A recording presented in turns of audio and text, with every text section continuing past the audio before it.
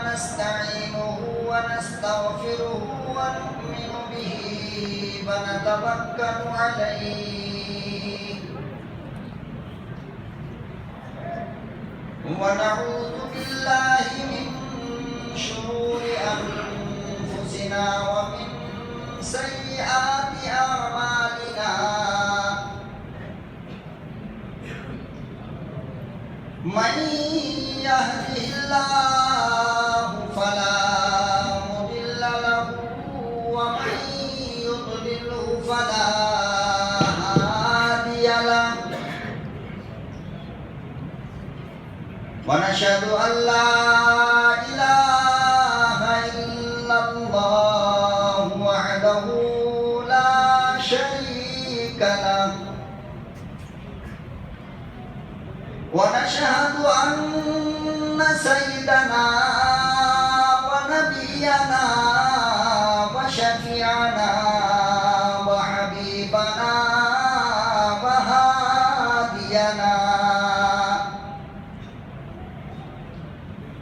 وهادينا ومرشدنا ومولانا محمدا عبده ورسوله أرسله بالحق بشيرا ونذيرا وداعيا إلى الله بإذنه وسراجا منيرا أما بعد فأعوذ بالله السميع العليم من الشيطان الرجيم بسم الله الرحمن الرحيم يعلم خائنة الأعين وما تخفي الصدور وقال النبي صلى الله تعالى عليه وسلم التائب من الذنب كمن لا ذنب له وقال النبي صلى الله تعالى عليه وسلم من صام رمضان إيمانا واحتسابا غفر له ما تقدم من ذنبه صدق الله مولانا العلي العظيم وصدق رسوله النبي الكريم ونحن على ذلك لمن الشاهدين والشاكرين والحمد لله رب العالمين خطائیں دیکھتا بھی ہے عطائیں کم نہیں کرتا خطائیں دیکھتا بھی ہے عطائیں کم نہیں کرتا سمجھ میں کچھ نہیں آتا کہ اتنا مہربان کیوں ہے درود شریف پڑھ لیجیے اللہم صلی علی سیدنا محمد وعلی آل سیدنا محمد وبارک وسلم اللہم صلی علی سیدنا محمد وعلی آل سیدنا محمد وبارک وسلم اللہم صلی علی سیدنا محمد وعلی آل سیدنا محمد وبارک وسلم نہایت ہی قابل قدر بزرگوں اور دوستوں، ملک و ملت کے پیارے غیور نوجوانوں، دور دراز سے سننے والی میری لاڈلی ماں اور بہنوں، میرے پیارے عزیز بچوں، سب سے پہلے میں آپ حضرات کو آپ کی اس نہایتی حسین و جمیل مسجد کی مبارکباد دینا چاہتا ہوں اور ان لوگوں کے حق میں دل کی گہرائیوں سے دعائیں کرتا ہوں جن لوگوں نے اس مسجد کے اندر جس انداز میں جس طریقے سے بھی حصہ لیا، مال سے یا جان سے، اللہ ان کو اس کا 1000 گنا زیادہ عطا فرمائے، اور اللہ تعالیٰ اس مسجد کی خدمت کرنے والوں کو اجر عظیم عطا فرمائے۔ مگر میرے بھائیوں، ایک بات سے ڈر لگتا ہے، اور اس ڈر کی وجہ جناب رسول اللہ صلی اللہ علیہ وسلم کی ایک حدیث ہے مسجد کے تعلق سے، جس کو امام بخاری نے بخاری شریف میں روایت کیا ہے۔ قال النبی صلی اللہ تعالی علیہ وسلم یوشک ان یأتی علی الناس زمان لا یبقى من الاسلام الا اسمه ولا يبقى من القرآن الا رسمه مساجدهم عامرة وهي خراب من الهدى۔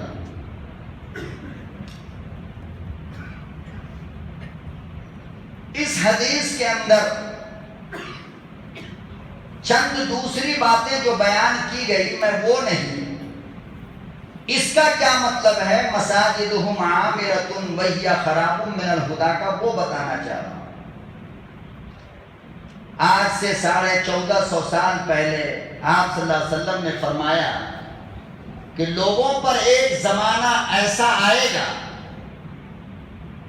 لوگوں پر ایک زمانہ ایسا آئے گا کہ اسلام تو بچے گا نہیں، فقط نام رہ جائے گا، اور قرآن بچے گا نہیں، صرف رسم رہ جائے گی۔ اور فرمایا مساجدہم عامرۃ، لوگ مسجدیں بہت زبردست بنائیں گے، عالیشان مسجدیں ہوں گی۔ فرمایا کہ گھنگرولوں سے سجایا جائے گا، لائٹنگ روشنیاں ایسی ہوں گی کہ اگر سوئی گر جائے تو مل جائے گی۔ وہی خراب من الہدی، لیکن وہ مسجدیں ہدایت سے خالی ہوگی۔ اس بات پہ ڈر لگتا ہے کہ ہر آدمی مسجد کا تقابل کر رہا ہے، میں ایسی بناؤں، وہ ایسی بنایا تو میں ایسی بناؤں گا۔ لیکن بات یہ ہے، آپ کی قربانی اور آپ کی محنت سر آنکھوں پر، لیکن مجھے ڈر لگتا ہے کہ کہیں پیغمبر کی یہ بات سچ نہ نکل جائے ہماری مسجدوں کے سلسلے میں کہ وہی خراب من الہدی، مسجدیں ہدایت سے خالی ہوں گی، خوبصورت تو اتنی ہوں گی کہ آنکھیں ٹک نہیں پائے گی، لیکن ہدایت سے خالی ہوگی۔ فرمایا کیا مطلب؟ فرمایا کہ مطلب یہ کہ مسجدوں کے اندر دنیا کی باتیں اور دنیا کا کام ہونے لگے گا، ذکر کم، تلاوت کم، میٹنگ زیادہ ہوگی مسجدوں۔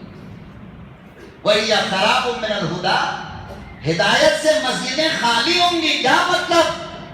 کہ اللہ نے جس مقصد کے لیے مسجد کو بنانے کے لیے کہا، وہ مقصد تو کم ہوگا اور بیکار کی چیزیں مساجد میں زیادہ ہوں گی۔ آج یہی وجہ ہے کہ مسجدوں کے اندر کیا کچھ نہیں ہوتا ہے، آپ اپنی آنکھوں سے دیکھیں۔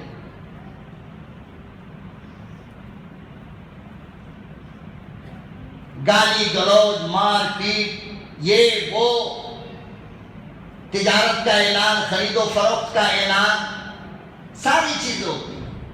اور بنانے والا باہر سے لوگوں کے گلے میں ہاتھ ڈال کر اندر لائے گا، ذرا دیکھیے نا ہم کیسی بنائے ہیں۔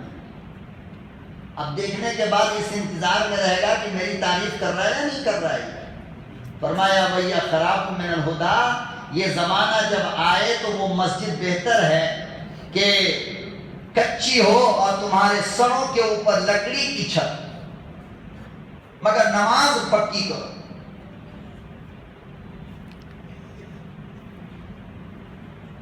اختلاف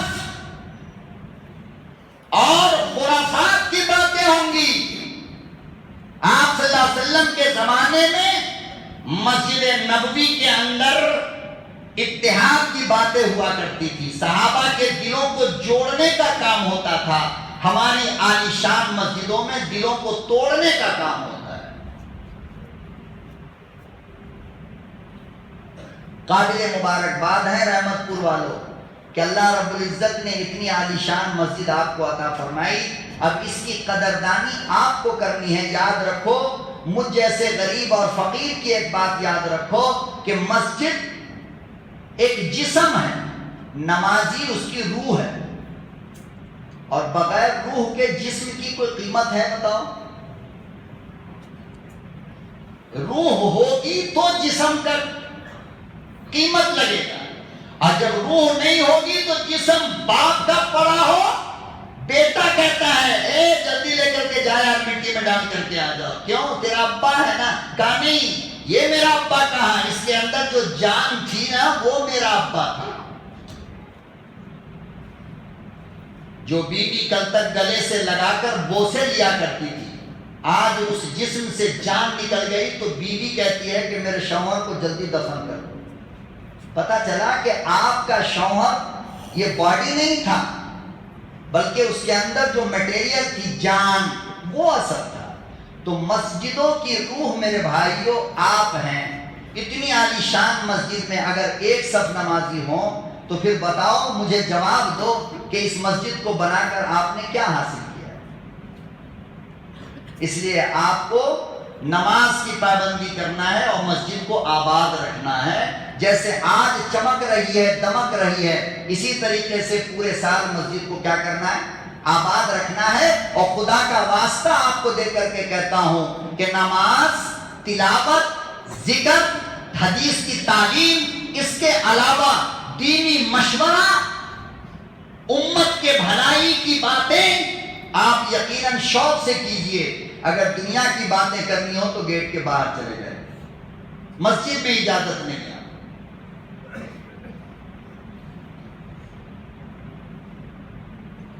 تو انشاءاللہ آپ روح بن کے رہیں گے نا مسجد کی، انشاءاللہ پکی بات ہے، وعدہ ہے نہیں، ویران تو نہیں ہونے دیں گے کہ پھر ہمیں یہ سوچنا پڑے یار پہلی والی مسجد ہی ٹھیک تھی۔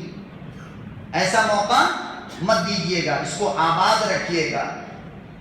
نماز کے علاوہ اوقات میں بھی آ کر کے کسی کونے میں بیٹھ کر کبھی 2 بھائی کبھی 4 بھائی قرآن پڑھو، تلاوت کرو، کچھ بھائی اس کونے میں بیٹھ کر ذکر کرو۔ ان چیزوں سے مسجدیں آباد رہتی ہیں۔ کیا ہوتی ہے؟ آباد۔ 5 وقت تو آنا ہی ہے، اس کے علاوہ مسجد کو آباد رکھنے کے لیے کبھی کبھی مسجد میں آ کر کے ڈیلی کا معمول بنائیے۔ کوئی 2 بھائی عصر کے بعد کا معمول بنا لے، کوئی 2 بھائی مغرب بعد کا معمول بنا لے، تاکہ ہر وقت مسجد میں 2-4 آدمی نظر آنی چاہیے۔ شفٹ بنائیں، ایسا نہ ہو کہ مسجد میں تالا پڑا ہوا ہے، صاحب کوئی نہیں ہے مسجد کے۔ بہرحال میرے بھائی، میں اپنے اصل موضوع کی طرف جو آپ حضرات کو کہنا چاہ رہا ہوں، اور آج میری تقریر کا موضوع ہے، وہ میں آپ کو بتانا چاہ رہا ہوں۔ قرآن کریم کی اس آیت میں جو میں نے خطبے میں پڑھا ہے، یَعْلَمُ خَائِنَةَ الْأَعْیُنِ وَمَا تُخْفِي الصُّدُورُ، پہلے تو آپ سیدھے انداز میں ترجمہ سن لیجئے کہ اللہ کہہ کیا رہا ہے۔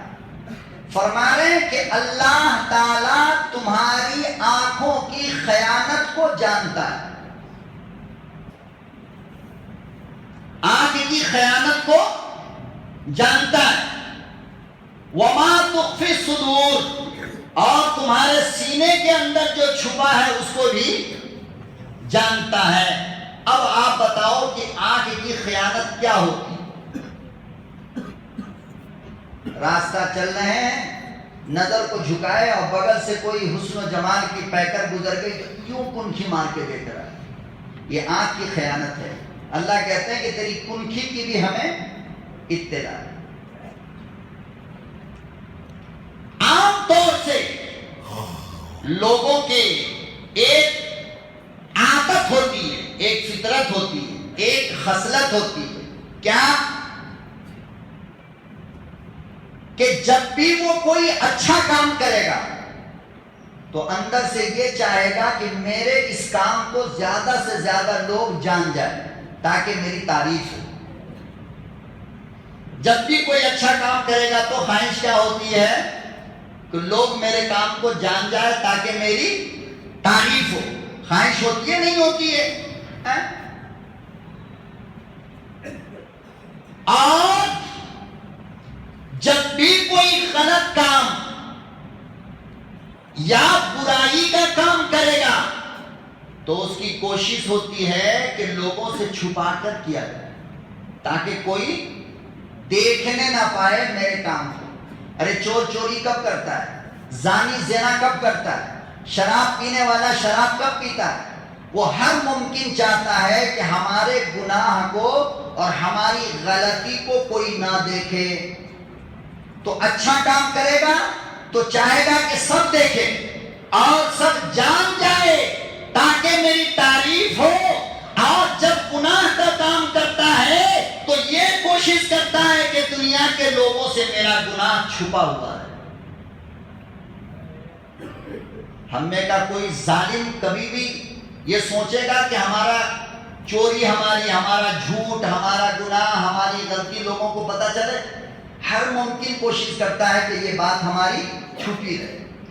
آدمی کی اس عادت کو سائنسدانوں نے کیپچر کر لیا کہ آدمی کی عادت یہ ہے کہ جب بھی کوئی جرم کرے گا تو وہ کوشش کرے گا کہ میرے جرم کو کوئی نہ دیکھے. لہذا سائنس والوں نے حکومت کو مشورہ دیا کہ اگر پبلک کو قانون کے دائرے میں لانا ہے تو سی سی کیمرہ ہر جگہ لگا دو. جب پبلک یہ دیکھے گی کہ کیمرہ ہم کو دیکھ رہا ہے تو غلطی نہیں کرے گا. سرکل پہ آپ گئے گاڑی لے کر کے اور ریڈ لائٹ جل گیا. کیا جلا؟ Red light. تو آپ نے گاڑی کو بریک اس لیے نہیں مارا کہ لال بتی جل رہی ہے، بلکہ آپ نے گاڑی کو اس لیے بریک مارا کہ اس سرکل پہ سی سی کیمرہ لگا ہوا ہے. تو آپ کے دل نے کہا کہ کیمرہ تمہاری غلطی کو دیکھ رہا ہے، اگر سگنل کراس کرے گا تو آگے پکڑا جائے گا. لہذا تم نے گاڑی کو کیا کیا؟ بریک مار دیا. تو دیکھو غلطی سے بچ گئے نہیں، دیکھنے والے کے ڈر سے بچے. ارے میری بات سمجھ میں آ رہی ہے؟ میں یوں بول رہا ہوں. تو جب دیکھنے والا کوئی ہو تو آدمی غلطی کرنے سے ڈرتا ہے. آپ لوگ کبھی مال میں گئے ہو؟ ریلائنس مال اور گوپالن مال اور فلانا مال گئے؟ یہاں ہے نہیں ہندوپور میں ہے؟ تو مال میں جب آپ جاتے ہیں تو آپ کو سودا دینے والا کوئی آدمی رہتا ہے؟ آپ نے پٹی اٹھائی اور آٹا ڈالا، چاول ڈالا، شکر ڈالا، نمک ڈالا، صابن ڈالا، تیل ڈالا، سب ڈال لیا. کوئی آ کر کے ڈالنے والا نہیں ہے. لیکن قسم کھا کر کے بتاؤ کہ چھوٹا سا چاکلیٹ بھی آپ نے کبھی جیب میں ڈالا؟ حالانکہ اس میں تو چور بھی جاتا ہے جو باہر جیب کاٹ لیتا ہے، لیکن وہاں کوئی نہیں دیکھ رہا ہے. کوئی لیبر نہیں ہے، کوئی ورکر نہیں ہے، کوئی سیلس مین نہیں ہے، اکیلا پورے مال کے اندر گھوم رہا ہے. لیکن ایک چاکلیٹ بھی اپنے جیب میں نہیں ڈالتا ہے. وجہ کیا ہے؟ اس چور کو پتا ہے کہ پورے مال میں سی سی کیمرہ لگا ہوا ہے. اگر یہاں پہ چاکلیٹ جیب میں ڈالا تو گیٹ پہ نلا دبا دے گا. تو آدمی تو نہیں دیکھ رہا تھا، لیکن سی سی کیمرہ کے ڈر سے چوری نہیں کیا. کیا کیا؟ ارے یہاں کوئی ہے اتنا ماہر چور؟ ہمارے شہر میں نہیں نا؟ نہیں. واشنگٹن میں ایک مال کے اندر جب پورا مال بھرا ہوا تھا اور جگہ جگہ سی سی کیمرہ لگا ہوا تھا، اچانک فقط 3 منٹ کے لیے لائٹ چلی گئی. اور جب لائٹ جائے گی تو کیمرہ بھی تو کام چھوڑ دے گا اپنا، کرے گا کام نہیں. تو پیپر میں لکھا تھا کہ 3 منٹ کے اندر $3 لاکھ کی چوری ہو گئی. 3 منٹ میں $3 لاکھ کی چوری. کیوں؟ پبلک جان گئی کہ کیمرہ کی آنکھ بند ہو گئی، اب کوئی دیکھ نہیں رہا، مارو، چوری کرو۔ تو آدمی کی میرے بھائیوں یہ عادت ہوتی ہے کہ برائی کے بارے میں یہ سوچتا ہے کہ کوئی نہ جانے۔ بات سمجھ میں آ رہی میرے بھائیوں؟ میں یہ صرف اس لیے بتانا چاہ رہا تھا، اور یہ مثالیں میں نے آپ کو اس لیے دیا کہ آپ دنیا کے کرنٹ پہ چلنے والے سی سی کیمرہ کے ڈر سے سگنل کراس نہیں کرتے ہو، مال میں چوری نہیں کرتے ہو، پھر تمہیں کیوں شرم نہیں آتی کہ ارے وہ آنکھ جو کبھی بھی سوتی نہیں ہے وہ تمہیں 24 گھنٹہ دیکھتی ہے، پھر بھی گناہ کرتے ہو۔ یعلم خائنۃ الاعین، اے میرے بندے میں اپنی آنکھوں سے تمہیں ہر وقت دیکھتا رہتا ہوں، گناہ سے پہلے تم یہ کیوں نہیں سوچتے کہ ایک آنکھ اللہ کی مجھے دیکھ رہی ہے؟ تو اگر بندے کے دل میں یقین آئے کہ میرا اللہ مجھے دیکھ رہا ہے تو گناہ کرے گا، زنا کرے گا، چوری کرے گا، نماز چھوڑے گا؟ نہیں۔ یہ بندہ تو وہ ہے جو سی سی کیمرہ کے ڈر سے سگنل کراس نہیں کرتا ہے۔ تو اس بندے کو جب یقین ہو جائے کہ میرا سونا، میرا اٹھنا، میرا بیٹھنا، میرا چلنا، میرا کھانا، میرا پینا، میری تجارت، میرا سفر، میرا حضر، میرا لین، میرا دین، میری نماز، میرا روزہ، میری زکات، میری خیرات، میرا حج اور میری ساری زندگی پہ ایک آنکھ دیکھ رہی ہے تو گناہ کرے گا کہیں بھی؟ پتہ چلا کہ ہم لوگ گناہ تب کرتے ہیں جب اس بات کو بھول جاتے ہیں کہ اللہ دیکھ رہا ہے۔ اللہ اکبر و کبیرہ، ہم سے اچھا وہ چرواہا ہے جو بکریاں مدینے کی سرزمین پہ چرانے میں مشغول ہے۔ حضرت عبداللہ ابن عمر تشریف لے گئے اور فرمایا او بکری چرانے والے، مجھے بھوک لگ رہی ہے، یہ ساری بکریاں موجود ہے، ایک بکری لا، میں ذبح کرتا ہوں، تو بھی گوشت کھائے گا، میں بھی گوشت کھاؤں گا۔ وہ چرواہا کہنے لگا او نوجوان، او اللہ والے، یہ بکریاں میری نہیں ہے بلکہ یہ میرے مالک کی ہے، میرا مالک یہ ساری چیز مجھے دے کر چھوڑا ہے۔ حضرت عبداللہ ابن عمر کہنے لگے لاؤ میں اس کی آزمائش کروں۔ فرمایا او اللہ والے، او نوجوان، ایک بکری میرے ہاتھ سے بیچ دے، مالک کو کہہ دے گا بھیڑیا کھا گیا۔ وہ چرواہا کہنے لگا فَأَيْنَ اللَّهُ،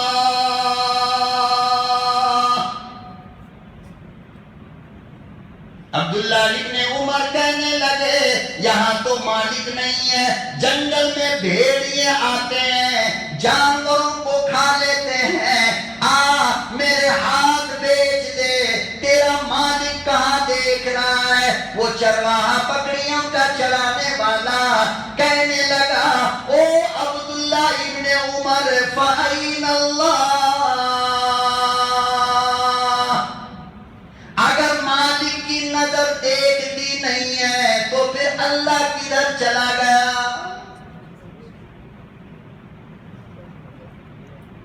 انسان دیکھے نہ دیکھے میرا پروردگار دیکھ رہا ہے۔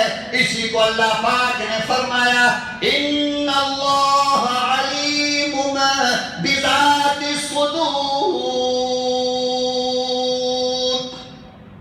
میرے بندو سمندر کی تہوں میں چلے جاؤ، لوہے کے گھروں میں بند ہو جاؤ، فضا میں اڑتے رہو، زمین پہ چلتے رہو، دکان میں رہو، مکان میں رہو، تجارت میں رہو، کہیں بھی رہو، علیم بذات الصدور، میں پروردگار تیری ایک ایک حرکت پہ نظر رکھتا ہوں۔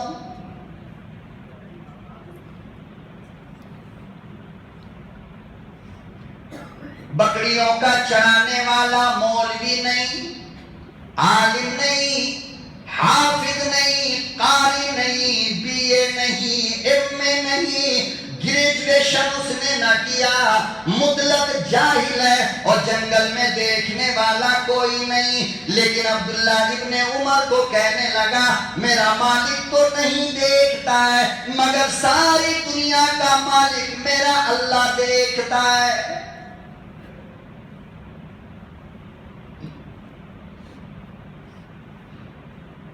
کہنے لگا یا عبداللہ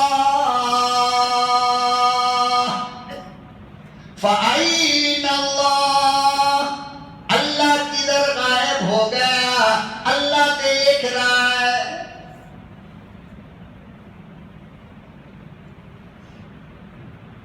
آج آؤ بازار میں چلو اور دیکھو جتنا اولڈ اسٹاک رکھا ہوا ہے کپڑے والوں کی دکان پہ سب تمہیں الو بنا کر بیچ دیا جائے گا، تمہیں پتہ بھی نہیں چلے گا، اور یہ سمجھتا ہے میں نے کمال کر دیا۔ لبے کعبہ کی قسم کمال نہیں کیا ہے، ان کپڑوں کے کفن بنا کر تجھے قبر میں ڈال دیا جائے گا، بچنے والا نہیں ہے۔ اگر تیرے کپڑے میں عیب ہے تو گاہک کو دکھا کر بیچنا ضروری ہے۔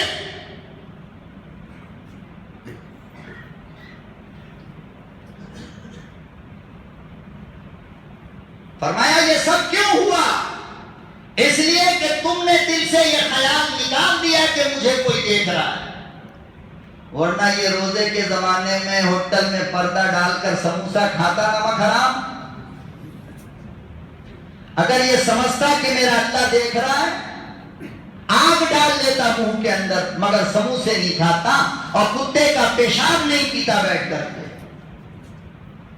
ڈر نہیں ہے، خیال نہیں ہے، مولانا کے ڈر سے پردہ لگا دیا، ارے اللہ کے بندے ارے اس سے تو پردہ کر جو تیری رگوں سے زیادہ قریب ہے۔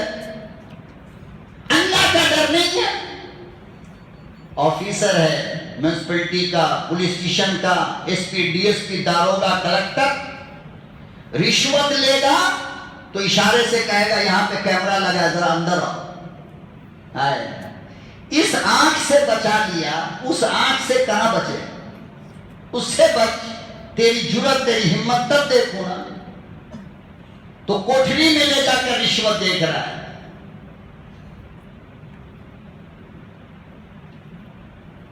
ترکی کا ایک بہت بڑا تاجر تھا، سن لو،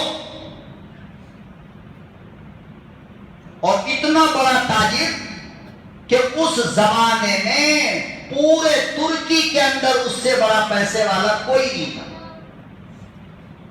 اور اس کا ایک باغ تھا جس میں تمام طرح کے فروٹ لگے ہوئے تھے، اس میں آم بھی تھا، اس میں انار بھی تھا، اس میں سنترا اور سیب بھی تھا، اس میں اخروٹ، انگور اور بادام بھی تھے، ہر طرح کا پھل تھا اس باغ میں۔ اور اس باغ کی رکھوالی کے لیے اس نے مبارک نام کے ایک آدمی کو رکھا تھا۔ کس نام کے؟ مبارک نام۔ ایک دن وہ تاجر اپنے باغ میں آیا اور کہنے لگا کہ مبارک میرے کو پیاس لگ رہی ہے، ذرا ایک انار کا جوس نکال کے لاؤ۔ دیکھو یہ بیچاری بیمار مرغی کی طرح اونگ رہا ہے، ان لوگوں کو اٹھا دیجیے، مت سوئیے مت سوئیے،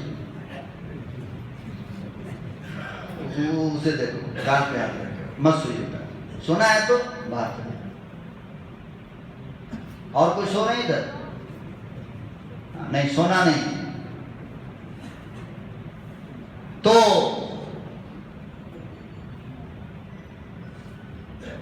دیکھو تمہارے سونے کی وجہ سے ہم بھول رہے ہیں، تو کہا کہ ایک گلاس جوس لے کر کے آؤ۔ کیا لے کے آؤ؟ مبارک جو بیچارے باغ کی دیکھ بھالی کرتے تھے نا، رکھوالی، وہ اندر گئے اور ایک انار توڑ کر کے لائے اور اس کا جوس نکال کر مالک کو دیا پینے کے لیے۔ مالک نے جو پیا بہت کھٹا، ایک دم کڑوا ایک دم۔ تو اس نے وہ گلاس دیا، کہا کہ مبارک یہ تو بالکل کھٹا ہے یار، کوئی میٹھا انار لے گیا، یہ کیا دے رہا ہے؟ تو مبارک گئے اور دوسرا انار لے کر کے آئے۔ دوسرا جو نچوڑ کر جوس نکال کر مالک کو دیا تو وہ پہلے والے سے بھی زیادہ کھٹا ہے۔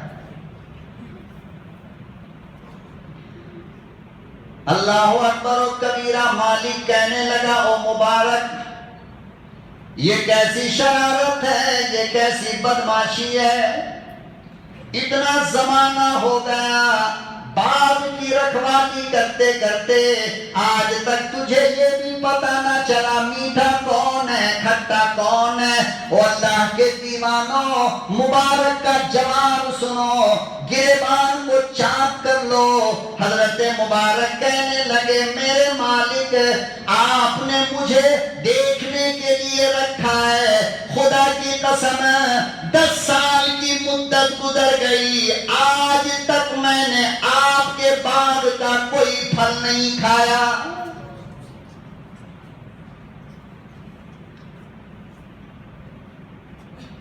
آج تک میں نے کوئی پھل نہیں توڑا، مجھے انار کا کیا پتا، مجھے سیب کا کیا پتا، مجھے آپ نے کام کے لیے رکھا تھا، کھانے کی اجازت نہیں دی تھی۔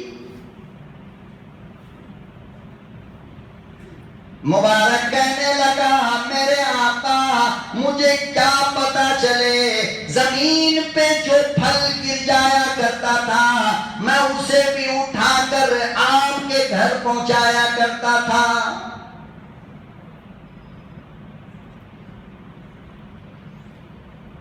اللہ پاک نے ارشاد فرمایا میرے بندو، تم مجھ سے ڈرا کرو، تم حلال کی فکر کرو، حرام سے بچنے کی کوشش کرو، میں ایسی جگہ سے رزق پہنچاؤں گا جو تمہیں وہم و گمان بھی نہیں ہوگا، میں تجھے لوگوں میں عزت دوں گا، میں لوگوں میں تمہیں سر بلند کر دوں گا۔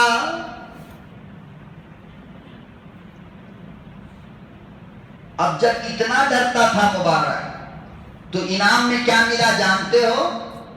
اس تاجر نے کہا کہ مبارک، اگر تیرے دل میں اللہ کا اتنا ڈر ہے تو آج میں تجھے آزاد کرتا ہوں، اور آج سے میں نوکری پہ کسی اور کو رکھ لوں گا، میری خواہش یہ ہے کہ تم میری خدمت مت کر، آج کے بعد اللہ کی خدمت کر، میں تجھ جیسے ولی سے کام کروانا نہیں چاہتا۔ وہ کہا کہ دیکھ، جائے گا نہیں کہیں بھی جائے گا نہیں، بلکہ میرے گھر کے بغل میں ایک چھوٹا سا مکان ہے، میں تمہیں وہ مکان دیتا ہوں، اس مکان میں رہو، اور بس تیرا کام یہ ہے کہ تو ہر وقت اللہ کے ذکر میں فکر میں لگا رہے بس، اور تنخواہ اب تک جو دیتا تھا اس کا 3 گنا زیادہ دیتا۔ جب آدمی اللہ سے ڈرتا ہے تو انعام اللہ دیتا ہے۔ تم یہ سوچتے ہو کہ اگر آج ہم نے یہ سود کے 1000 روپے چھوڑ دیے تو میرا خزانہ کم ہوگا، فرمایا نہیں، اللہ سے ڈر کر 1000 روپیہ سود کا چھوڑ دے، میں تجھے 10,000 دوں گا، اور ایسے راستے سے دوں گا کہ تجھے یقین بھی نہیں آئے گا۔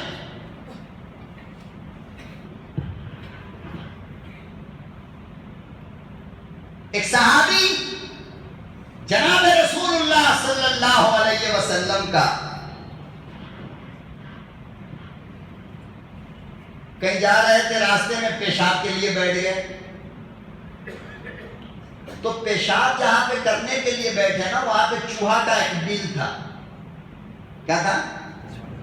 چوہا کا ایک بل۔ یہ جیسے ہی پیشاب کرنے کے لیے بیٹھے تو ایک چوہا نکلا، اور اس کے منہ میں اشرفی تھا۔ کیا تھا؟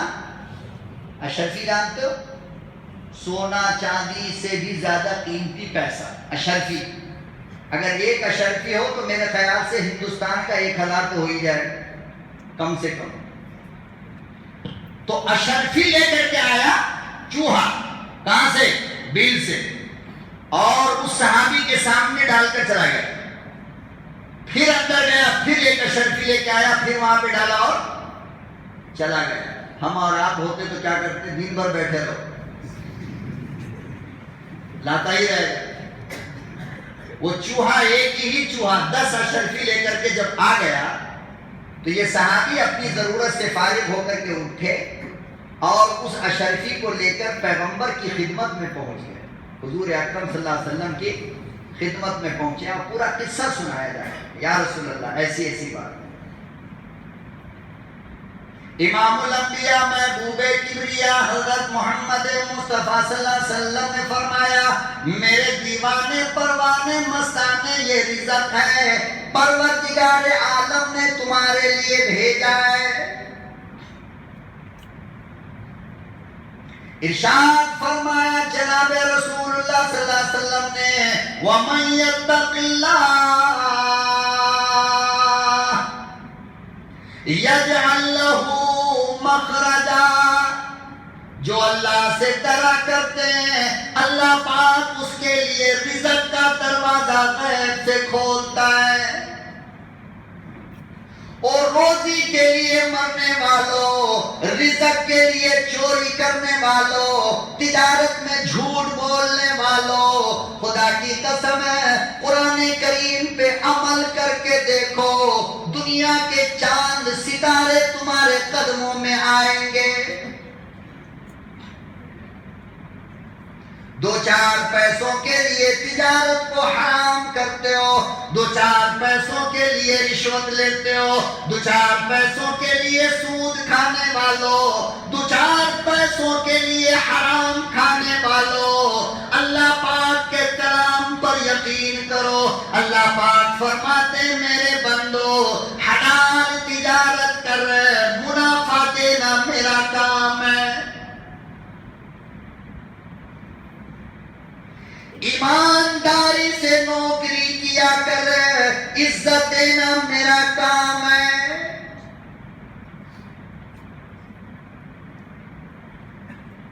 یہ صحابہ اکرام کی مقدس جماعت ہے. پیشاب کرنے کے لیے بیٹھے اللہ پاک نے چوہے کے بل سے رزق بھیجا. ارشاد فرمایا میرے بندو ایسی جگہ سے رزق دوں گا وَيَرْزُقُهُ مِنْ حَيْثُ لَا يَحْتَسِبُ وہ تیرے گمان میں بھی نہیں ہوگا ایسی جگہ سے رزق دوں گا. لیکن پہلے اس آنکھ سے ڈر تو صحیح جو تجھے ہر وقت دیکھ رہی ہے. گناہ سے بچو تو صحیح. صحابی اللہ سے ڈرتا ہے تو دل سے رزق آ رہا ہے اور ہم 5 بیٹا باپ بیوی سب مل کے کماتے ہیں تو پوری کمائی بل میں جا رہی ہے. یہ کرنٹ کا بل، یہ گیس کا بل، مکان کا بل، دکان کا بل، ساری کمائی بل میں جا رہی ہے. وہ اللہ سے ڈرنے والے کو بل سے آتا تھا، ہمارے دل سے جب اللہ کا ڈر گیا تو بل میں جا رہا ہے.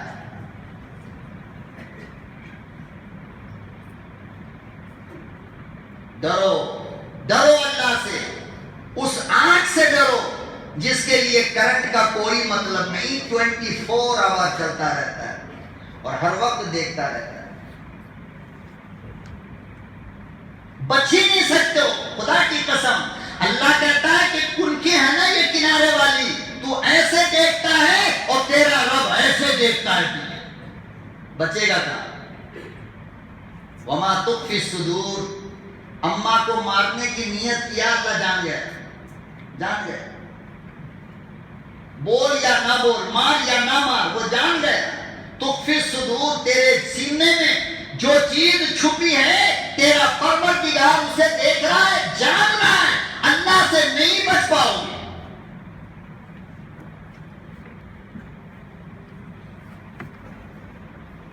تو ترکی کے اس تاجر نے کہا کہ ایک کام کرو، تم اب میرے گھر کے پاس رہا کرو. دیکھو جب ایمانداری دکھایا مبارک نے تو اللہ نے انعام کتنا دیا ہے. بس سنتے چلو اور میں سناتا جا رہا ہوں.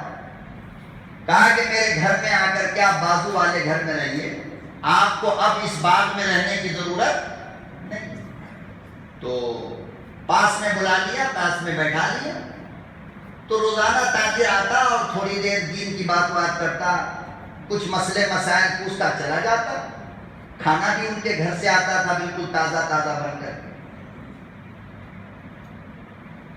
ایک دن بڑا غمگین ہو کر کے وہ تاجر آیا اور چہرے کے اوپر بالکل افسوس محسوس ہو رہا تھا. تو مبارک نے پوچھا کہ میرے آقا آج آپ اتنے پریشان کیوں لگ رہے ہیں؟ آپ اتنے پریشان کیوں لگ رہے ہیں؟ تو انہوں نے کہا کہ بہت ٹینشن کی بات آ گئی. کہا کہ کیا ٹینشن ہے؟ تو کہا کہ دیکھو میرے گھر میں میری ایک لوتی جوان بیٹی ہے اور میں اس کا رشتہ کرنا چاہتا ہوں اور بڑے بڑے لوگوں کے رشتے آ رہے ہیں. بادشاہ اپنے بیٹے کا رشتہ بھیج رہا ہے, وزیر اپنے بیٹے کا رشتہ بھیج رہا ہے, بڑے بڑے پارٹی کے لیڈر اپنے بچوں کا رشتہ بھیج رہے ہیں, بڑا بڑا زمیندار اپنے بچوں کا رشتہ بھیج رہا ہے, اور ہم میاں بیوی پریشان ہیں کہ کس رشتے کو قبول کیا جائے. میری سمجھ میں نہیں آ رہا. مبارک تم ہی بتاؤ کون سا رشتہ اچھا ہے. کیا بات کہی ہے مبارک. مبارک نے کہا کہ دیکھیے ہم سے پہلے دو امت گزری ہے, ہم سے پہلے دو امت گزری ہے. ایک امت تھی یہودی جو پیسے کے اور دولت کے پجاری تھے اور اپنے بیٹوں کا رشتہ مالدار ہونے کی وجہ کر کیا کرتے تھے پیسہ والوں کی بیٹی سے. کس کی بیٹی سے؟ آپ لوگ اپنے بیٹے کا رشتہ کس سے کرتے ہیں؟ مانگنے والے سے. مانگنے والا بھی رات کو خواب دیکھتا ہے کہ بنگلہ والے کی بیٹی ملے تو اچھا ہے. مانگنے والا خواب دیکھتا ہے کون ملے؟ بنگلہ والا ملے تو اچھا. یہ طریقہ کس کا؟ یہ یہودی کا. مبارک نے کہا کہ ایک قوم یہودی کی گزری ہے اور وہ لوگ دولت, بنگلہ, بلڈنگ, کار, مال یہ دیکھ کر کے اپنے بیٹوں کا رشتہ کیا کرتے تھے.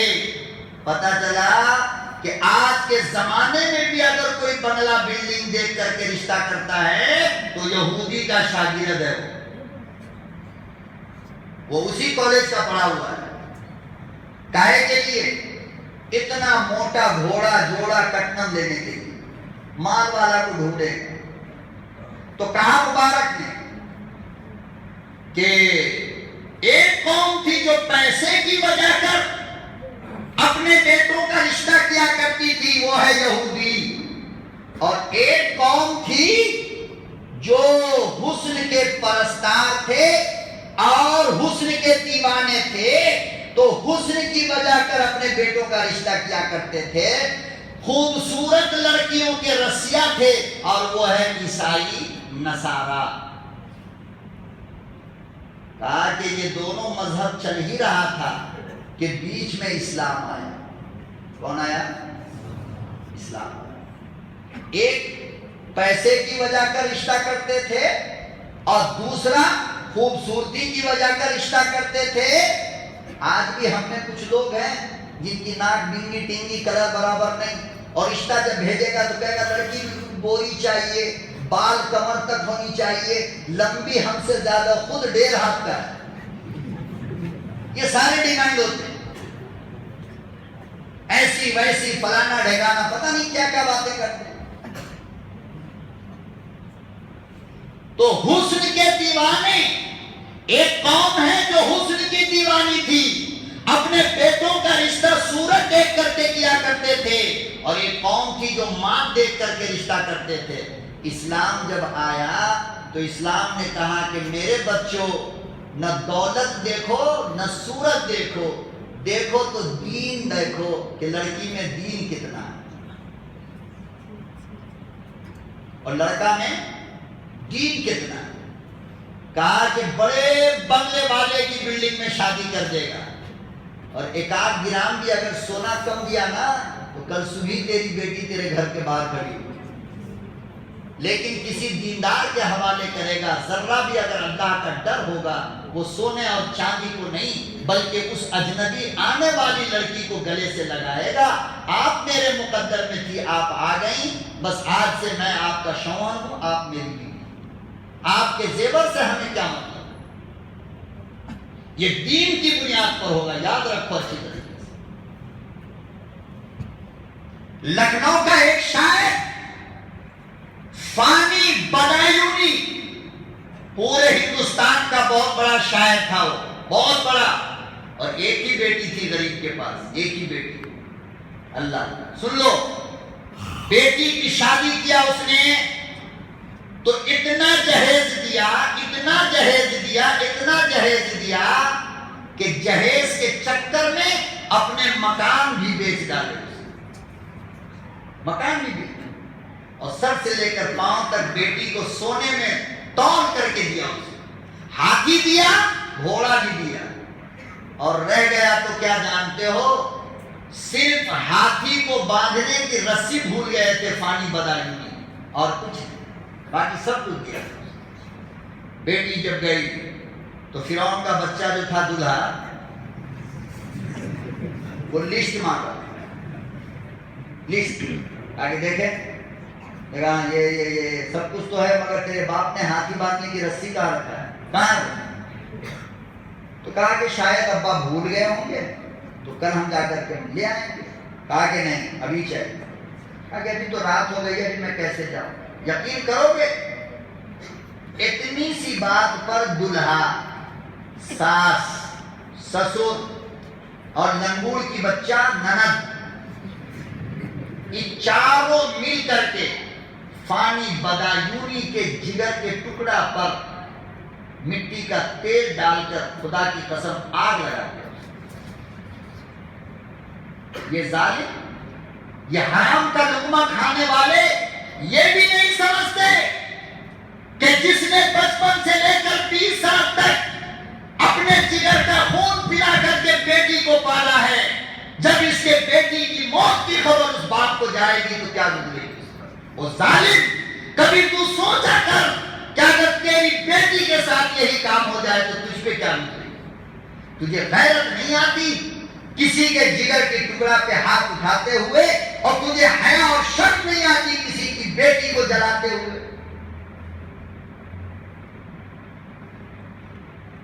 یہ جہیز کے پجاری، یہ جوڑا اور گھوڑا کے کتے آج نہ جانی کتنی بیٹیوں کو پھانسی کے پھندے پہ لٹکا کر دنیا میں جینے کا حق چھین لیا، نہ جانی کتنی بیٹیوں کو جلا کر راکھ کر دیا۔ کون ایسا دن ہے جس دن ٹی وی پر کسی بیٹی کی جلی ہوئی تصویر نظر نہ آتی ہو؟ وہ کون ایسا دن ہے کہ جس دن اخبار کی سرخیوں میں کسی کے جگر کے ٹکڑا کی موت کی خبر نہ آتی؟ کبھی ساس نے مارا، کبھی سسر نے مارا، کبھی نند نے مارا تو کبھی دیور نے مارا، کبھی نمک حرام شوہر نے مارا۔ افسوس نہیں آتا مسلمان؟ غیرت نہیں آتی تمہارے کو کہ ساری کائنات کو چھوڑ کر ایک اجنبی لڑکی فقط تمہارے اوپر آئی تھی کہ میرا شوہر میرا خدا ہے، اور تم اس کے ساتھ ظلم کرنے لگے؟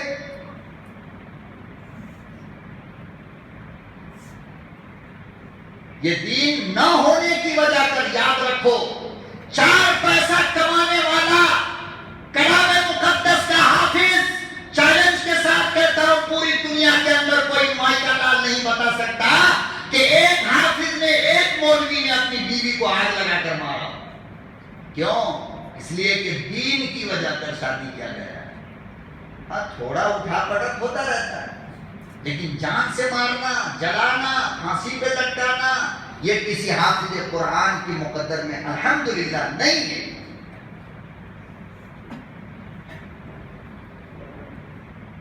تو فانی بدایونی کی بیٹی کو جلا کر راکھ کر دیا گیا،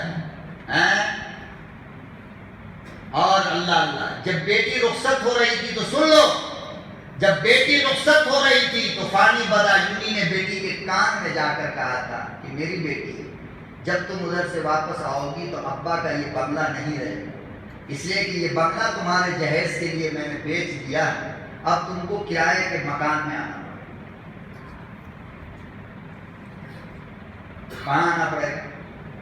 کرائے کے مکان۔ دوسرے دن خبر آئی فانی بدایونی کو کہ آپ کی بیٹی کو جلا کر راکھ کر دیا گیا۔ اللہ کیا گزری ہوگی؟ لکھا ہے کہ اسی وقت فانی بدایونی پاگل ہو گئی بیٹی کی خبر سن کر، اور کفن لیا بازار سے اور کفن کو جیب میں رکھ کر کے بیٹی کے پاس گئے اور جلی ہوئی بیٹی کے سرانے میں کھڑے ہو کر ایک باپ جو کچھ کہہ سکتا ہے مسلمانوں تھوڑی دیر کے لیے اس بیٹی کے باپ بن کر کے سوچو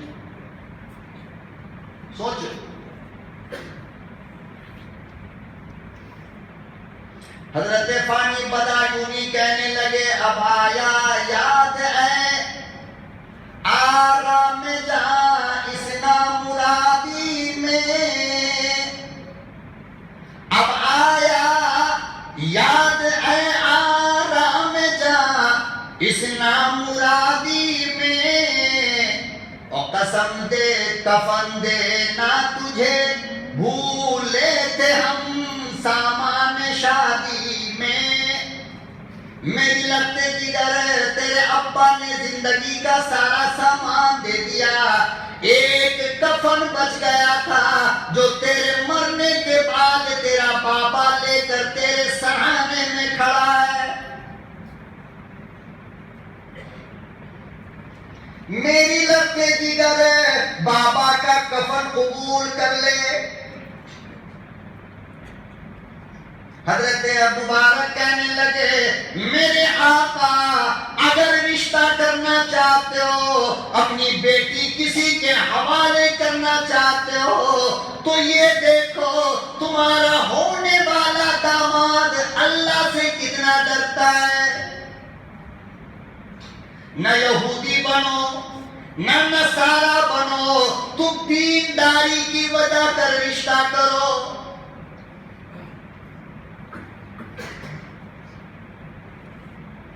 مالک کے سمجھ میں بات آئی، کہا کہ مبارک ہو تمہیں، کیا مشورہ دیا ہے تم نے؟ گئے اپنی بیوی کے پاس اور کہا کہ ہمارے بچے نے یہ مشورہ دیا ہے، تو بیوی بڑی عقل مند تھی، بہت عقل مند، بیوی نے کہا کہ یہ مشورہ آپ کو مبارک نے دیا ہے؟ تو کہا کہ ہاں مبارک نے دیا ہے۔ تو بیوی دیندار تھی، کہنے لگی پھر تو میری نظر میں اس وقت مبارک سے زیادہ اللہ سے ڈرنے والا کوئی ہے ہی نہیں، کوئی ہم اور تم ہوتے تو کیا کہتے ہیں، ارے ڈرتا تو ہے مگر نوکر ہے، یہی کہتے ہیں۔ فرمایا یہ نہ دیکھو کہ نماز کا کتنا پابند ہے، دیکھو کہ اللہ سے کتنا ڈرتا ہے، 10 سال تک نوکری کیا اور باغ کے ایک پھل کو اپنے منہ میں نہیں ڈالا، اس سے بڑا اللہ والا اور کون ہو سکتا ہے؟ تو کہا کہ سنیے میری نظر میں سب سے زیادہ اللہ کا ولی یہ مبارک ہے، اور جائیے مبارک سے جا کر کے کہیے کہ میں اپنی بیٹی کا نکاح تم سے کرنا چاہتا ہوں۔ مبارک کیا جواب دیتے ہیں؟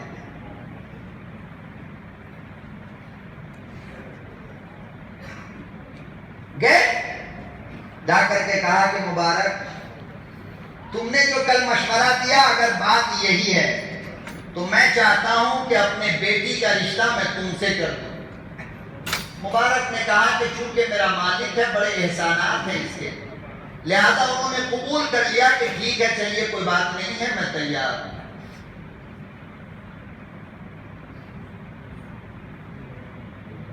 رشتہ ہو گیا، نکاح ہو گیا، مبارک اس گھر کے داماد بن گئے۔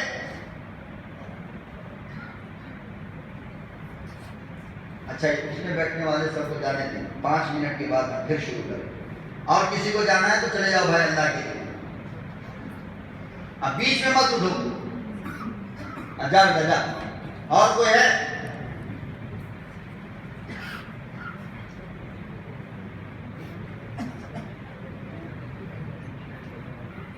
اللہ رب العزت نے فرمایا کہ مجھ سے ڈرو گے تو انعام ایسا دوں گا کہ تمہارے گمان میں بھی نہیں ہوگا۔ وَمَن يَتَّقِ اللَّهَ يَجْعَل لَّهُ مَخْرَجًا، ایک مبارک جب مزدوری امانت داری سے کر رہا ہے تو آج اسی مالک کا داماد بن گئے۔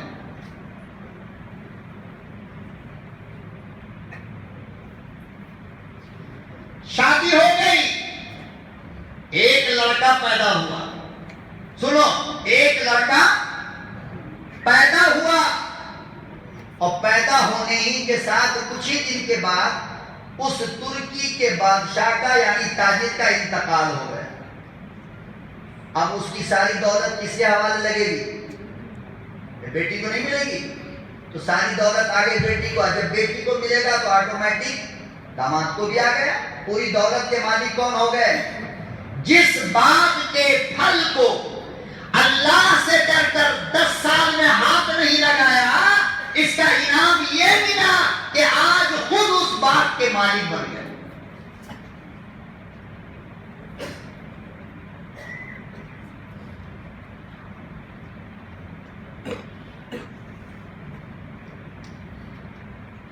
اور آج بھی اگر کوئی نوکری کرنے والا امانت داری دیانت داری سے کام کرتا ہے، آج بھی اس کا مالک نوازتا ہے. لیکن لاری ہمارا ڈرائیور رحمت پور کا، دھرم پور کا، اور یہاں سے کلکتہ جائے گا 15 بل بوکس لا کر کے دکھائے. بوکس بھی ڈرائیور یہ ہوا وہاں ڈالے وہاں پکڑے فلانا کے ڈھکانا کیا. میں نے ڈرائیور سے پوچھا ایسا کیوں کرتے ہو؟ تو کہا کہ مولانا اگر ایسا نہ کریں تو ہم کو بچے گا کیا؟ دیکھو اب یہ ڈرائیور اس ماجی کے گھر میں کب تک کام کرے گا؟ بولو. جس دن پتا چلے گا کان پکڑ کے اسے نکال مار کرے گا نہیں کرے گا؟ اگر ایمانداری سے کام کرتا تو ممکن ہے کہ کبھی لاری بھی مالک تمہیں خوشی میں دے دیتا کہ لو اب اس کے مالک تم ہی بن گئے. اور ایسا ہوا ہے. لیکن چوری اور چماری ڈالے گا 20 لیٹر پیٹرول، اب بل بنوائے گا اندر جا کر کے 25 لیٹر کا. بتاؤ یہ 5 لیٹر پیٹرول زیادہ پیسہ لینے سے کیا تمہاری زندگی بن رہی ہے؟ اور اللہ نے ادھر 25 لیٹر کی برکت اٹھا لیا ڈرائیور صاحب. تو آگے کہے گا حضرت بہت کماتا ہوں پیسہ ہاتھ کو نہیں آتا ہے. ابے تیرے ہاتھ کو پہلے کی نہیں تھا تو اب کہاں سے آئے گا؟ وہ تو پہلے ہی سے تیری کمائی جہنم میں جا کر کے بیٹھی ہوئی ہے، تیرے ہاتھ میں آئی گا.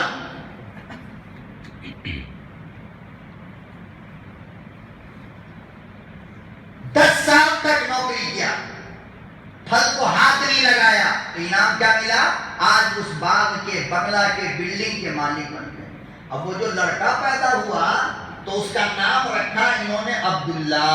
کیا نام رکھا؟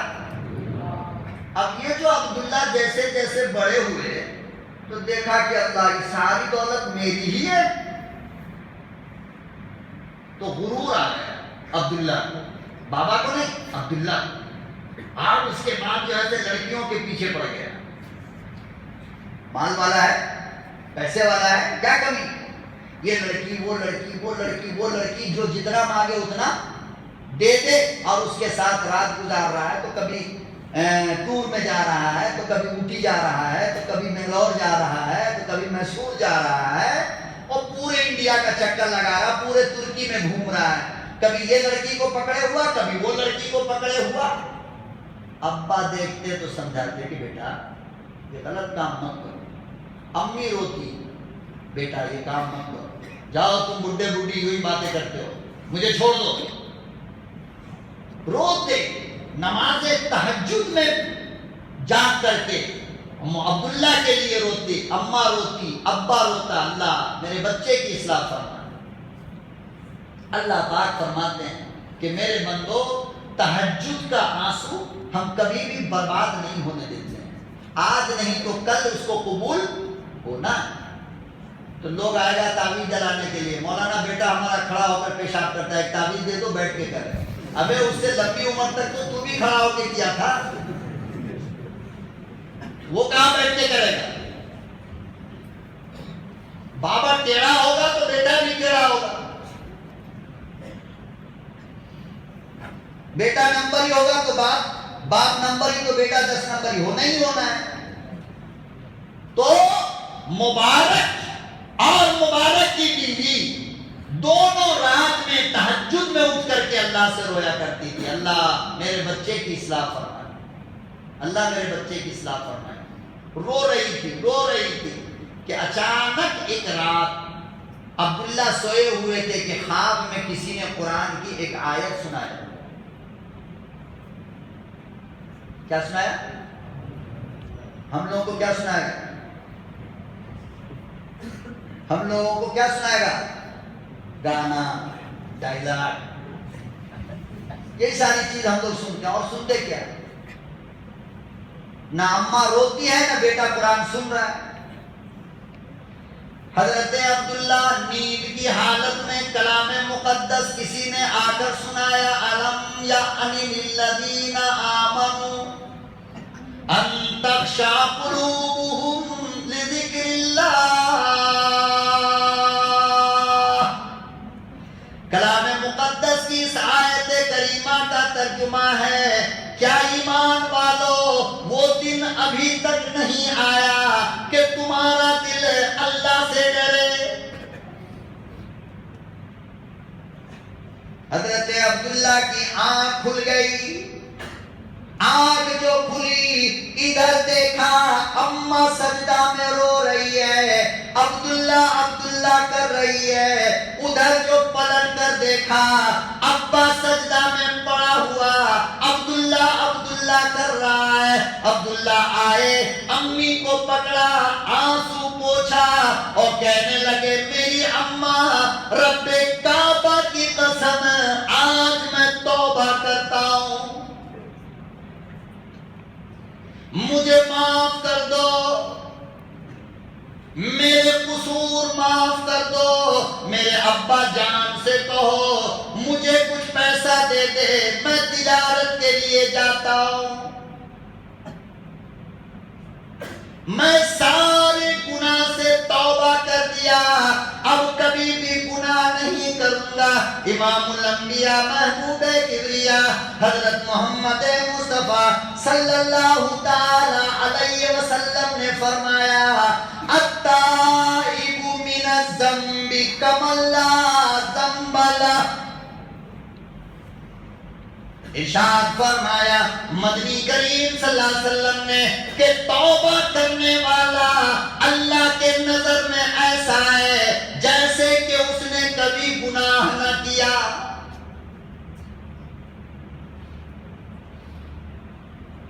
فرمایا میرے بندو تم توبہ کرو، تم توبہ کرتے ہو اللہ کو مزہ آتا ہے، تم توبہ کرتے ہو اللہ کو پیار آتا ہے. یہ کس نے کہا کہ گناہ نہ کرو؟ یہ نہیں کہا، بلکہ اللہ نے تو فرمایا کہ میرے بندو اگر تم گناہ نہ کرتے تو یاد رکھو کہ میں تمہاری جگہ ایسی قوم کو پیدا کر دیتا جو گناہ کرتی.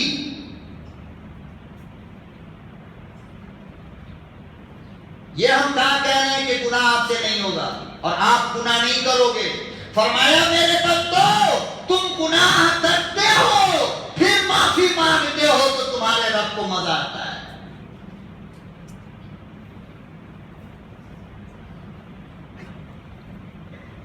گناہ نہ کرنا یہ تو فرشتے کی شان ہے، انسان تو کرے گا لیکن کرنے کے بعد اس پہ اٹل نہیں رہے گا، بلکہ بازار میں جا رہے ہیں کسی گندی عورت پہ نظر پڑ گئی، فوراً نظر کو ہٹایا، استغفر اللہ، اللہ مجھے معاف فرما. اللہ فرماتے ہیں جب تو استغفار پڑھتا ہے مجھے مزہ آ جاتا ہے، میں معاف کر دیتا ہوں. تو عبداللہ نے توبہ کی کہ میرے اللہ مجھے معاف کر، اگر تو معاف نہیں کرے گا تو میں جاؤں کہاں؟ اللہ پاک فرماتے ہیں کہ میرے بندے نماز کی حالت میں تجھے دیکھ کر مجھے اتنا اچھا نہیں لگا جتنا اچھا تو استغفار کرنے کے بعد لگتا ہے.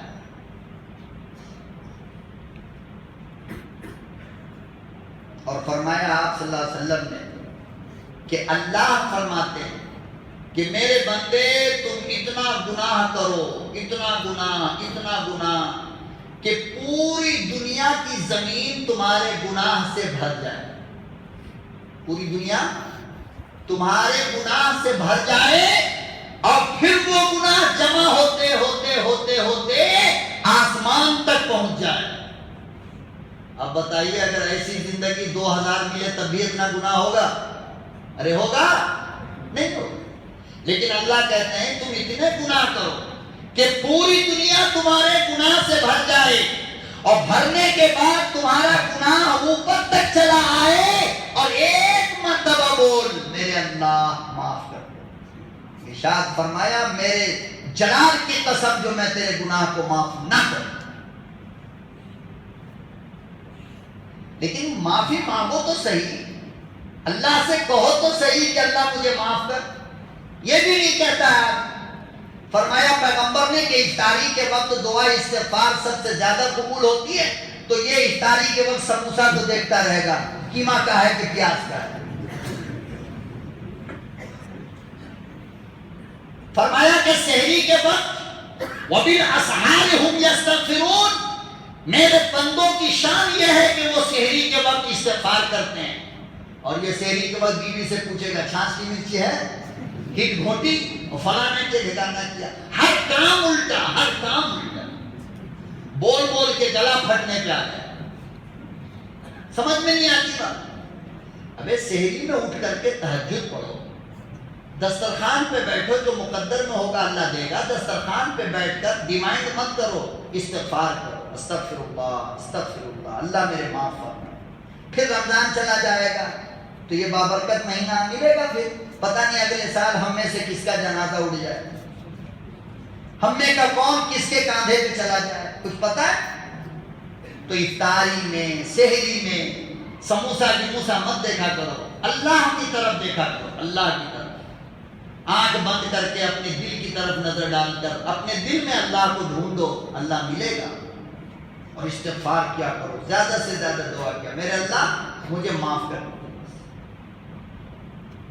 تو عبداللہ کو ابا نے دیا, مبارک نے کتنا پیسہ دیا؟ 3000 اشرفی, 30,000 اشرفی دیا. اور یہ عبداللہ اس اشرفی کو لے کر جو گئے تو بس گئے. کہاں گئے؟ مدرسے میں چلے گئے پڑھنے کے لیے. حدیث پڑھا, قرآن پڑھا, حفظ کیا, یہ کیا, وہ کیا, بڑے مولانا بن گئے. کئی سال کے بعد جب واپس آئے تو ابا نے پوچھا کہ بیٹا 30,000 روپیہ تجارت کے لیے لے کر گئے تھے, پیسہ کیا ہوا؟ کہا کہ ابا ہم نے تجارت کر لیا. کہا کہ کیسا تجارت کیے ہو؟ تو بیٹے نے کہا تنجیکم من عذاب علیم, ہم نے ایسا سودا کیا جو دردناک عذاب سے بچا لے. یعنی ہم نے علم حاصل کیا ہے ابا جان.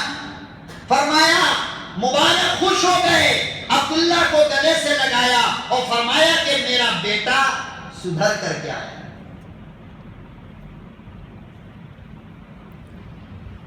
اسی عبداللہ کے بارے میں لکھا ہے, یہ عبداللہ ابن مبارک وہ ہیں جو بڑے بڑے محدثین کے استاد ہیں.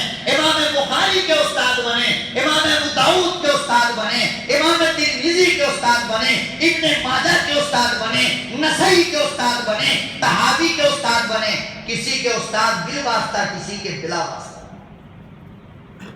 یہ عبداللہ ابن مبارک ہے. تو باپ کا ڈر, وہ بعد میں جو ڈرا تھا اللہ سے, تو اس کی وجہ کر اللہ ایسا بیٹا بھی دیا اور دولت بھی دی. اسی عبداللہ ابن مبارک کے بارے میں علماء نے لکھا ہے, چاروں طرف سے شاگرد بیٹھتے ہیں. عبداللہ ابن مبارک پلنگ پہ تشریف فرمائے, اپنے شاگردوں سے کہا او میرے شاگردوں, میرا آخری وقت آ گیا, میرے موت کا فرشتہ کھڑا ہے, مجھے پلنگ سے نیچے کرو, مجھے بستر سے نیچے اتارو. بستر سے نیچے اتارا. عبداللہ ابن مبارک نے اپنی داڑھی پکڑ کر اپنے منہ کو زمین پہ رگڑنا شروع کیا.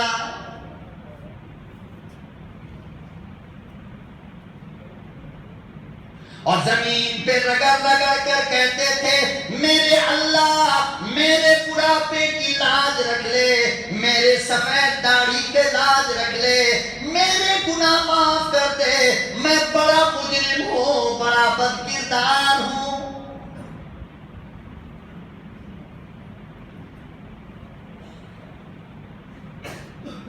اسی عبداللہ ابن مبارک کے پاس چونکہ مال والے تھے، بہت بڑے آدمی تھے، بہت مال والے. تو ایک آدمی آیا اور کہنے لگا کہ عبداللہ، ایک آدمی کا 7,000 روپیہ میرے اوپر قرض ہے، بہت گالی دیتا ہے، اگر تم سے ہو سکے تو دے دو قرض کے طور پہ. کیا دے دو؟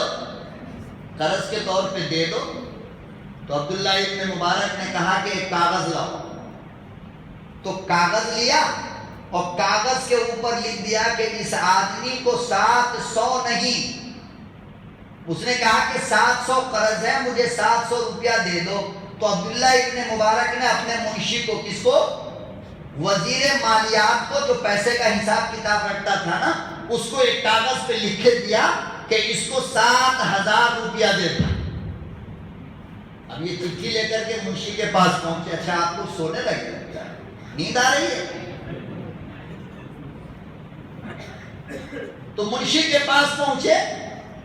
تو منشی کے پاس جا کر کے اس آدمی نے کہا کہ یہ عبداللہ ابن مبارک نے خط بھیجا ہے، میں نے 700 روپیہ قرض مانگا تھا اور یہ چٹھی لکھ کر کے بھیجا. تو وہ یہ سمجھ رہا تھا کہ 700 لکھا ہوگا اس کے اندر.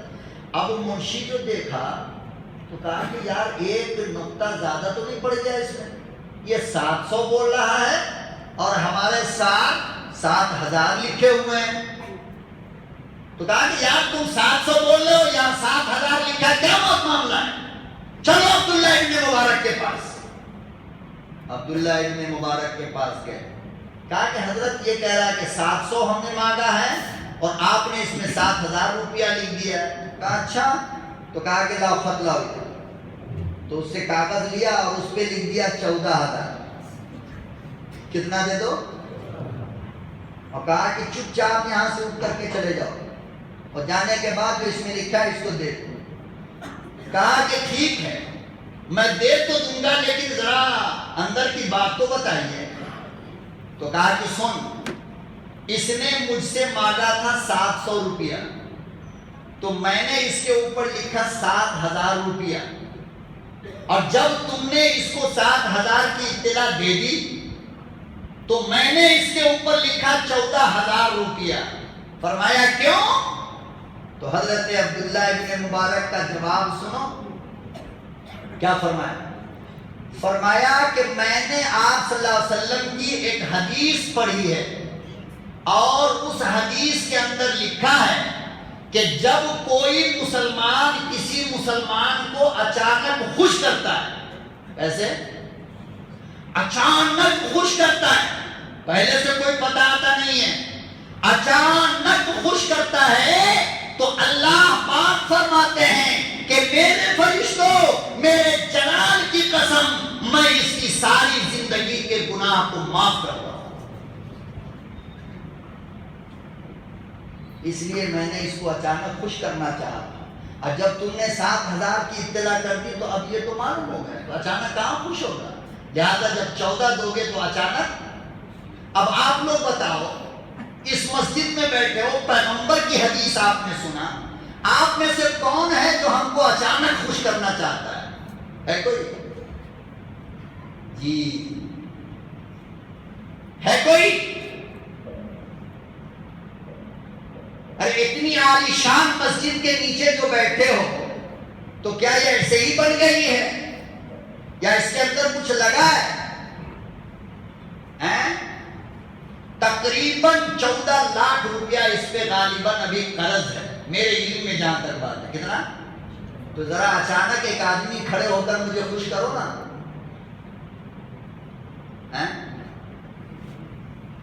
جناب رسول اللہ صلی اللہ علیہ وسلم کی حدیث آپ نے سنا، اور اس پیغمبر کا جو احسان عظیم ہے مسلمانوں ہم پر، وہ ہم سب کو پتا ہے. میں اسی سارے نبی کے سردار کے نام پر آپ سے 10,000 روپیہ اس مسجد کے لیے مانگتا ہوں. ہے کوئی مائی کا لال شیر دلیر جو کھڑا ہو جائے 10,000 لے کر کے کہ مولانا لے لیجیے میری طرف سے؟ اتنی بڑی مسجد میں پیغمبر کا حوالہ آپ ادھر دیں گے اور ادھر سرور کونین کی روح کو سکون میسر ہوگا کہ میری امتی میرے نام پر کتنی قربانی دیتی ہے. 10,000 روپیہ کوئی اللہ کا بندہ دے دے اور اس کے بعد پھر انشاءاللہ آگے کی کارروائی شروع ہے کوئی ہاتھ اٹھا دے؟ ارے آج نہیں تو کل دے دو گے، دکھا دو کم سے کم، چلو۔ اور 10,000 روپیہ کیا معنی اور کیا مطلب رکھتا ہے؟ میں آپ سے پوچھتا ہوں، کیا یہی میری قیمت رہ گئی کہ میں اتنی دور سے آ کر کے بھوکے پیاسے گلے پھاڑے اور آپ حضرات کوئی صحیح جواب نہ دیں؟ مجھے خوش کرو نا۔ ایک آدمی کھڑے ہو کر، کیا اپنے گناہوں کو معاف کروانا نہیں چاہتے آپ؟ کھڑے ہو جائیے، ایک آدمی کھڑے ہوئیے 10,000 روپیہ لے کر کے۔ ماشاءاللہ، کیا نام ہے آپ کا؟ اڑیے اڑیے ادھر آئیے۔ جناب دستگیر بھائی صاحب، ابھی دیں گے کل دیں گے؟ کل لکھو، محسن دستگیر بھائی کا لکھ دو 10,000 روپیہ، ماشاءاللہ۔ اور ہے کوئی بھائی کون ہے؟ ایوب بھائی، ابھی دیں گے؟